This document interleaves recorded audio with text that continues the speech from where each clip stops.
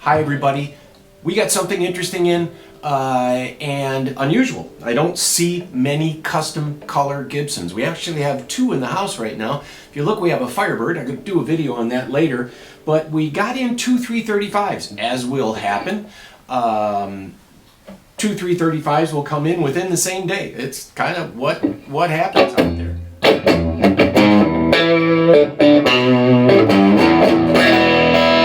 Hey Kurt.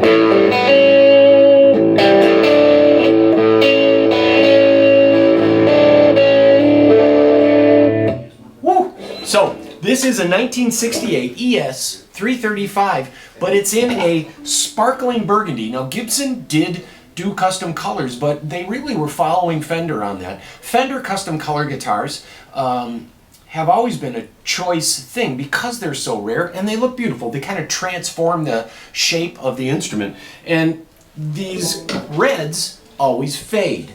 So on these, like Candy Apple Red, this is their version of it. They called Sparkling Burgundy. And the color over maple and mahogany tends to be a little bit different than the Fender. And then when they the red fades, you get the gold undercoat. So they'll spray a gold undercoat. They put red over that, and then they put a clear coat over that. And the clear coat will age and yellow a little bit. You can always see that on the binding. We always think that looks fantastic. So does Gibson, because they try to replicate it on the new guitars by adding a little yellow tint. That nice natural fade from real lacquer made without plasticizers really does make a difference. It looks different. It looks better. And on this 68, this is still a Brazilian rosewood board. They had Brazilian rosewood in stock. And in 1968, Brazil had an embargo. No more Brazilian rosewood. Bad. And most of that really went into the furniture industry, but it did affect us as guitar players. And given the choice, everyone would use Brazilian rosewood because it sounds better. It's a matter of how it cuts, how it smells. You scratch it and you can actually smell kind of rose. Oh, it smells like a rose. Yeah, thus the name, rosewood. And Brazilian rosewood is in high demand, and also now it's gone. It's really expensive. A Brazilian rosewood board generally will cost $1,000 if you can find it. This guitar also will have patent sticker pickups, and they did this right after they did the patent applied for. They got the patent number on the hum canceling pickup. It bucked the hum. And they got a patent number, so they put that on there. There's patent applied for, meaning we're waiting for our patent number.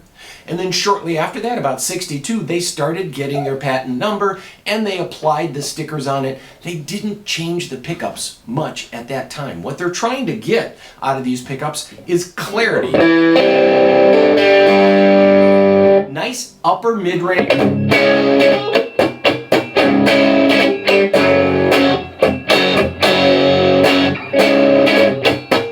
Really good clarity out of these pickups, and even with distortion, you can hear every note.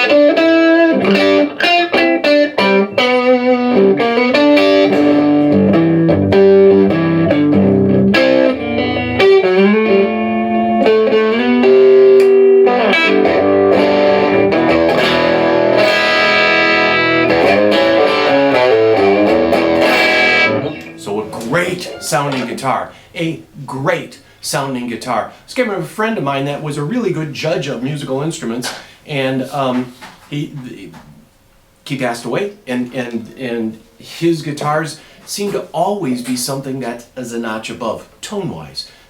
Finish-wise, this is rare. Most 335s came in either sunburst or cherry finish. Gibson would do an occasional custom color. This is kind of a candy red. They made a Lake Placid blue type of color. This was called Sparkling Burgundy, and it's hard to say exactly how many there are of that because it's not in the shipping logs. at least the ones we can see. What we do see is they made about 2,200 of these in 1968. Here, as the camera comes closer, I'll show you this right here. This is a logo on here that is kind of worn away from getting played, but it says Gibson and it's got that little finger pressing on the strings. You can barely see it on that, but the guitar really has this, as Doug in the photography studio said, it's kind of like a cherry and a watermelon got together. It's really got a great sparkle. It's in good shape. There's no finish checking. There's no breaks. It's all straight. In 68, you still have nickel cloisons. The rest of it is in its chrome color, and its neck seems bigger than most 68s. The fact that it is this color is rare and something that tends to go up in value. You'll add 40% to the price of a regular Sunburst or Cherry getting into a custom color, and people buy it because they tend to go up in value and they seem undervalued to us.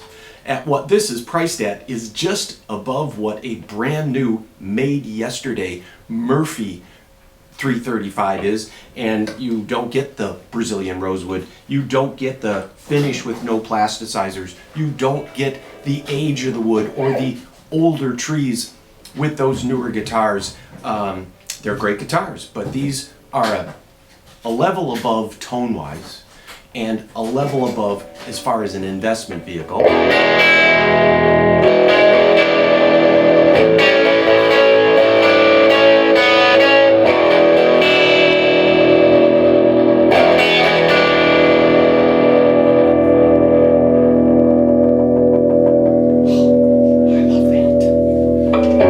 Through a car bell ray. This is a great amplifier. They go down to low wattage. The car bell ray is something you want to look up and see. For those of you that play in smaller rooms, it's nice to have an amp that has a switch that'll bring it down to 1 watt, and this will go up to, I think this is an 18 watt amp, and at that the amp can be just as loud as can be.